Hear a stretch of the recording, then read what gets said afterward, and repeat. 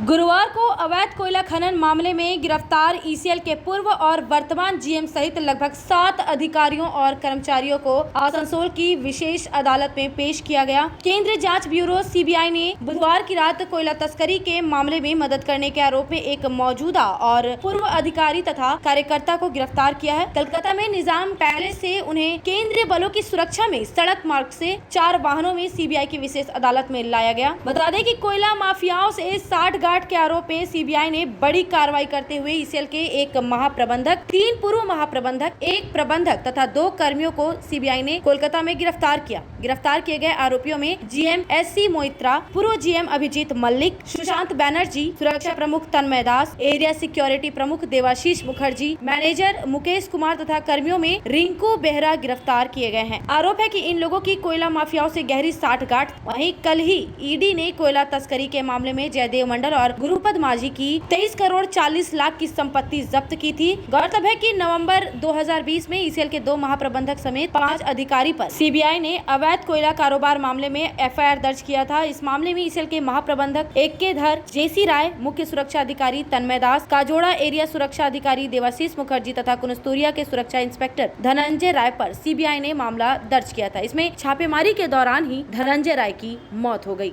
CBI का दावा है कि गिरफ्तार किए गए ईसीएल के पूर्व एवं वर्तमान अधिकारियों का सीधा संबंध अनूप माझी उर्फ लाला से था, जो फिलहाल सुप्रीम कोर्ट से मिले रक्षा कवच से गिरफ्तारी से बचा हुआ है। सीबीआई का कहना है कि ईसीएल कोयला खदानों से कोयले की तस्करी में गिरफ्तार किए गए आरोपियों का अप्रत्यक्ष समर्थन रहा है। इस मामले में करोड़ों रुपयों का लेन देन किया गया है। इनको हिरासत में लेने की जरूरत है और ये पता लगाने के लिए पूछताछ की जानी चाहिए कि पैसा कहाँ गया और इसमें और कौन कौन लोग शामिल हैं। सीबीआई के वकील राकेश कुमार ने गुरुवार दोपहर आसनसोल स्पेशल सीबीआई कोर्ट में जज राजेश चक्रवर्ती की कोर्ट रूम में पूछताछ के दौरान ये दावा किया। वह गिरफ्तार आरोपियों के लिए 5 दिन की रिमांड चाहते हैं। जवाब में आरोपियों के वकील आशीष कुमार, आशीष मुखर्जी, जगदेंद्र गांगुली और अशीत नायक ने कहा कि मुवक्किल निजाम पैलेस में जितनी बार बुलाए गए थे उतनी बार गए थे, जांच में सहयोग किया। साथ ही कुछ अपनी नौकरी से रिटायर हो चुके हैं, बूढ़े हो चुके हैं। वकीलों का कहना है कि वे सभी आसनसोल में रहते हैं, दोबारा बुलाने पर भी वे चले आएंगे। आखिरकार उनके घरों और कार्यालयों में कई बार छापेमारी की गई और कुछ भी नहीं मिला,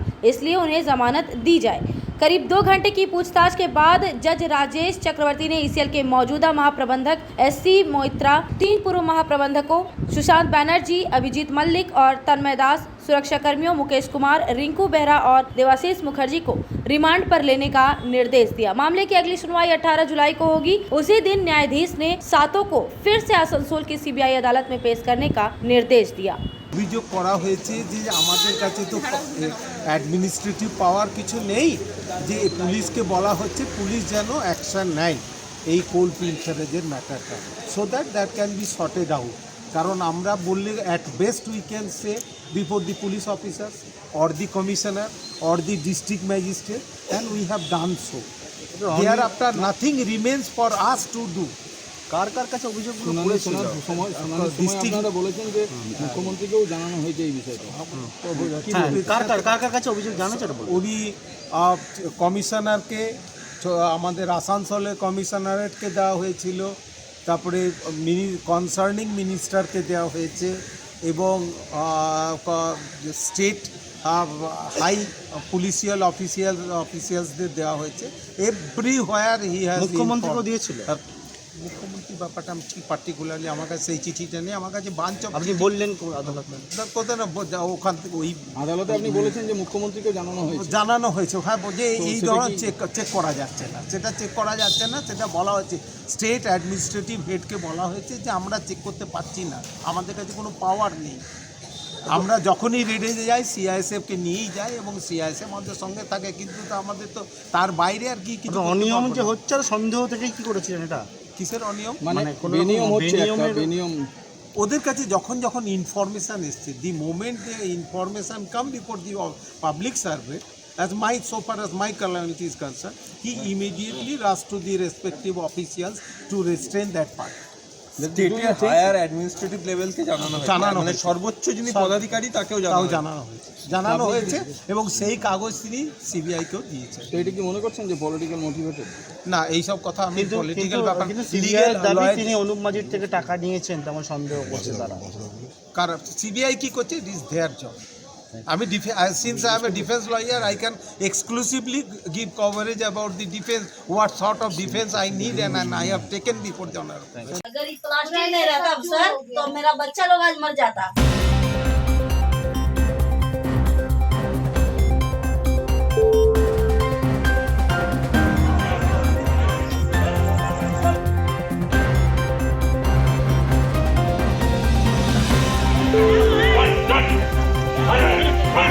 हीरापुर थाना क्षेत्र के बर्नपुर नरसिंहमान मुंगेरिया खाल के पास स्टील अथॉरिटी ऑफ इंडिया यानी सेल की जमीन पर अवैध कब्जे को लेकर बुधवार देर रात दो गुटों में जमकर मारपीट हुई। इस दौरान दोनों ओर से एक दूसरे पर पथराव किया गया, जिसमें कई घरों को भी नुकसान पहुंचा है। दोनों पक्षों की ओर से हुए भीषण हमले में आधा दर्जन से अधिक लोग गंभीर रूप से घायल हो गए हैं, जिन्हें इलाज के लिए आसनसोल जिला अस्पताल में भर्ती करवाया गया है। इस दौरान कई 2 पहिया 4 पहिया वाहनों के साथ साथ वहां खड़े ट्रकों में भी जमकर तोड़ फोड़ की गई। घटना के बाद बड़ी संख्या में हीरापुर पुलिस के अधिकारी मौके पर पहुंचे और स्थिति को नियंत्रित किया। पुलिस ने हंगामा और मारपीट करने वाले आरोप में कई लोगों को हिरासत में लिया है। घटना के बाद से पूरे इलाके में तनाव का माहौल है। इस संबंध में स्थानीय पार्षद गुरमीत सिंह ने कहा कि एसपी की खाली पड़ी जमीन को दखल करने को लेकर स्थानीय 2 गुट आपस में भिड़ गए। स्थिति इतनी भयावह हो गई कि पुलिस को बुलाना पड़ा। दोनों तरफ से पत्थरबाजी की गई, कुछ लोग घायल हुए हैं, वहीं कुछ लोगों को पुलिस पकड़कर ले गई है।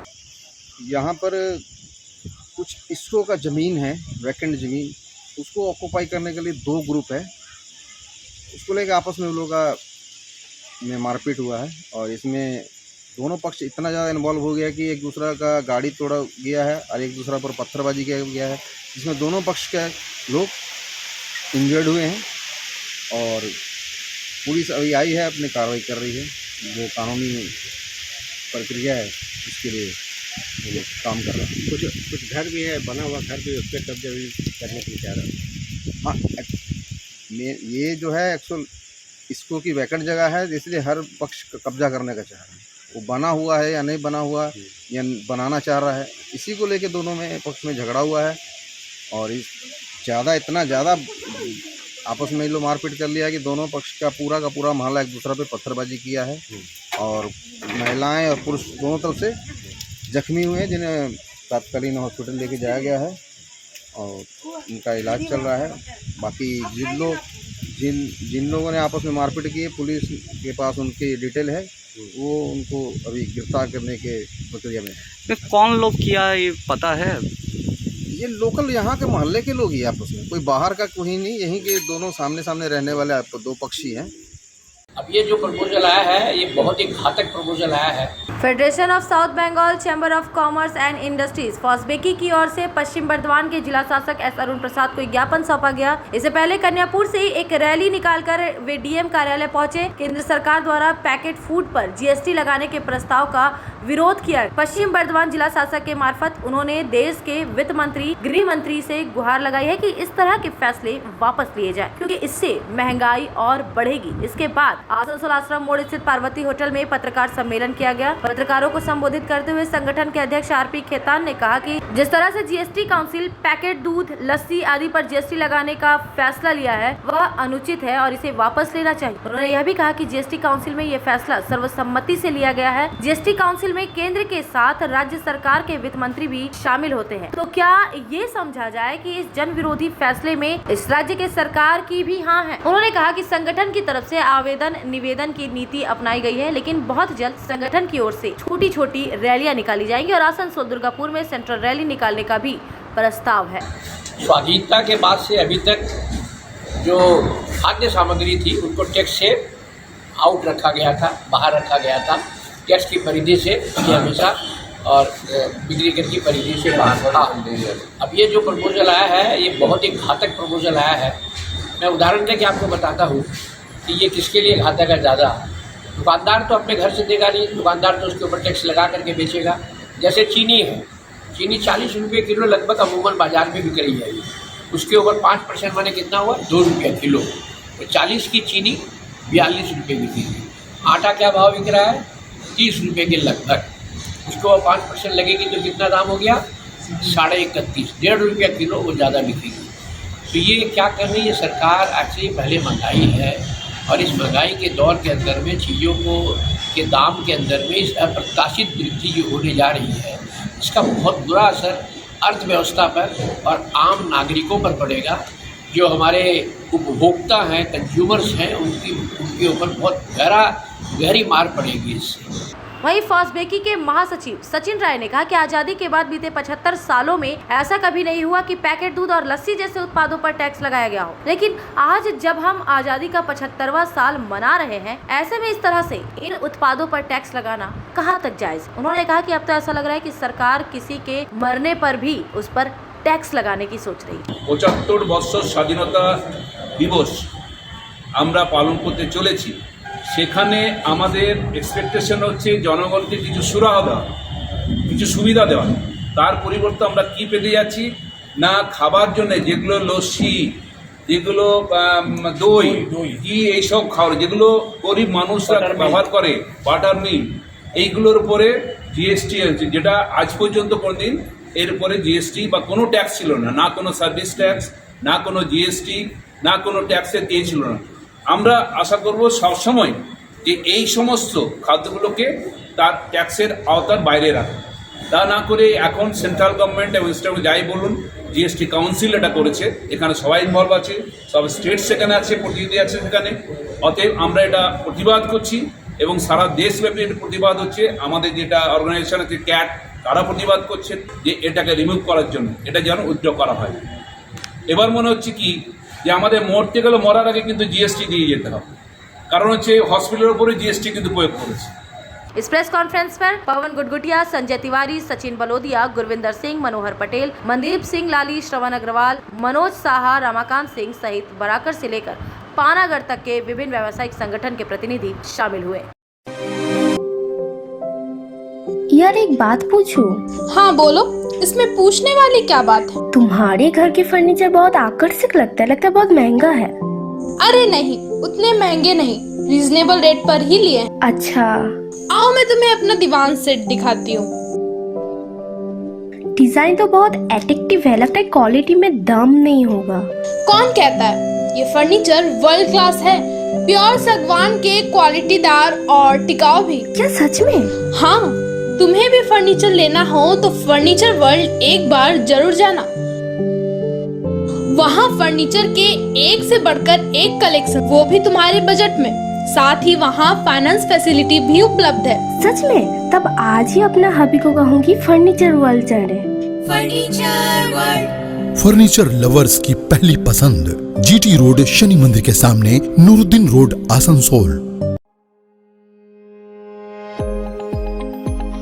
अगर आप एक जैसा खाना खाकर बोर हो चुके हो और आपको वैरायटी ऑफ फूड चाहिए तो फिर आज ही आएं दी पेप्री। यहाँ आपको इंडियन, चाइनीज में हर तरह के डिशेस का टेस्ट मिलेगा। If you are a foodie and want to spend some time with your friends and family, then welcome to the Pepri. You can also order from Zomato and Swiggy at home. The Pepri, ground floor of Central Mall, opposite Big Bazaar, Asansol.